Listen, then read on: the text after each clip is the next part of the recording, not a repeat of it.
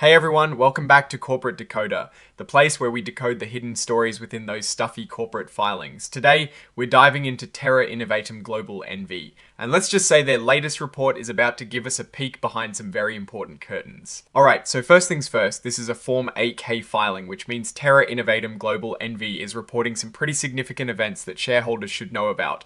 Think of it as the company's way of saying, hey, something important just happened, and you need to hear about it. The report is dated the 17th of December, 2025, and it details some key decisions made by the company's leadership. The big news here revolves around directorship agreements. Basically, the Remuneration Committee, which is like the internal HR for top execs, has approved new agreements for their top managers. Remember, these are the people who are running the show day to day, so what they're paid and how they're incentivized is super important. These agreements are largely the same for everyone involved, with the specific role and compensation being the main differences. This shows a pretty standardized approach to managing their top brass. Let's break down who we're talking about and what they're making. Alessandro Petruzzi, the Chief Executive Officer, will be getting a fixed annual compensation of $500,000 for the rest of 2025, paid out as he works. For 2026, that bumps up to $558,000. Then there is Massimo Morici, the Chief Strategy Officer. He'll receive $400,000 for 2025 and $450,000 in 2026. And Cesare Frappoli, the Chief Operating Officer, will get $450,000 for 2025 and a rather interesting $5 million for 2026. Now that jump for Mr. Frappoli from $450,000 to $5 million is definitely something to keep an eye on. It could signal a significant change in his responsibilities, or maybe a belief in his future contributions.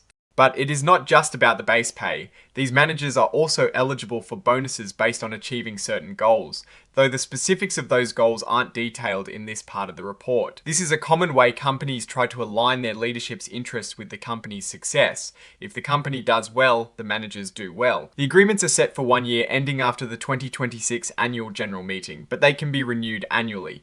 There are also clauses for termination, both for the company and the manager, covering situations like removal for cause or resignation for cause. A really interesting part is what happens if there is a change in control of the company. If the company terminates the agreement without just cause, or if a manager resigns for just cause. Specifically in relation to a change in control, the manager gets a substantial payout. We're talking about 18 months of their fixed salary plus what they would have earned if they hit all their bonus targets. This is basically a golden parachute designed to protect executives during major company shifts. It also means any stock options or other equity awards will either keep vesting or vest immediately, which can be a massive windfall for them. They also have to agree to not badmouth the company or try to poach employees for a year after they leave. Standard stuff to protect the company's reputation and its people. Now, the report also touches on compensation at the subsidiary level, specifically for Terra Innovatum SRL, which is a wholly owned subsidiary of the main company. Given the successful business combination and the company's shares listing on Nasdaq, they've approved some bonus payments. Mr. Alessandro Petruzzi is getting a bonus of $130,374.00. Mr. Marco Cherubini is getting $16,832.00. Mr. Cesare Frappoli is getting $116,832.00. Mr. Massimo Morici is getting $105,144.00. And Mr. Guillaume Moyen is getting $100,002. It is interesting to see a mix of euros and US dollars here, likely reflecting where these individuals are based or where their work is primarily focused. Then there is Morici Atelier LLC, linked to Giordano Morici, receiving $131,400.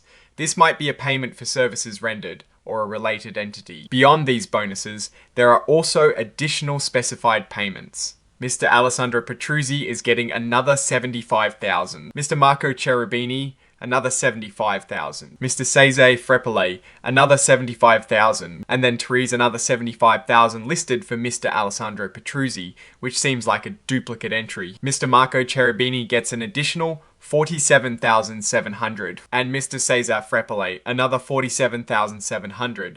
These additional payments could be for specific projects, achievements, or as part of their overall compensation package that isn't tied to the main directorship agreements. Finally, the report lists the exhibits. These are the actual documents that were filed with this report. We see the forms of the directorship agreements for Mr. Petruzzi, Mr. Morici, and Mr. Frappoli. These are the full legal documents that lay out all the nitty-gritty details. So, what is the story here? Terra Innovatum Global NV is clearly solidifying its leadership structure and rewarding its top executives after what seems to have been a successful business combination and listing. The significant compensation packages, especially the potential payouts in case of a change in control and the jump in Mr. Frepolis' 2026 salary, suggest that the company is either anticipating major developments or wants to heavily incentivize its key people for future growth. The distribution of bonuses at the subsidiary level further reinforces the idea that they are celebrating recent successes and looking to retain talent. Looking at this more broadly, this filing paints a picture of a company that is investing heavily in its leadership. The directorship agreements, with their clear terms and change in control provisions, show a level of executive compensation that is competitive and designed to retain top talent. The bonus payments at the subsidiary level indicate a team-oriented approach to celebrating achievements. However, a key risk to watch would be the sustainability of these compensation levels if the company's performance doesn't consistently meet expectations, especially with that large jump for Mr. Frepoli. In conclusion, Terra Innovatum Global NV is making it clear that it values its executive team. While the numbers are significant, they seem aligned with the company's recent milestones. The true test will be whether this leadership structure can continue to drive the company's success and deliver on those ambitious goals. Alright, that is our breakdown of Terra Innovatum Global NV's latest filing.